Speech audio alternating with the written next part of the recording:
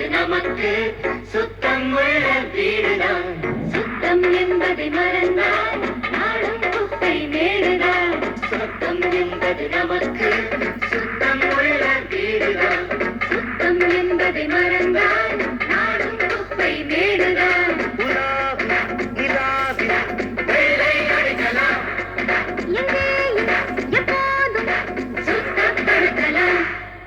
சொர்க்கம் என்பது நமக்கு சுத்தம் உள்ள வீடுதான். சுத்தம் என்பதை மறந்தால் நாடும் குப்பை மேடுதான்.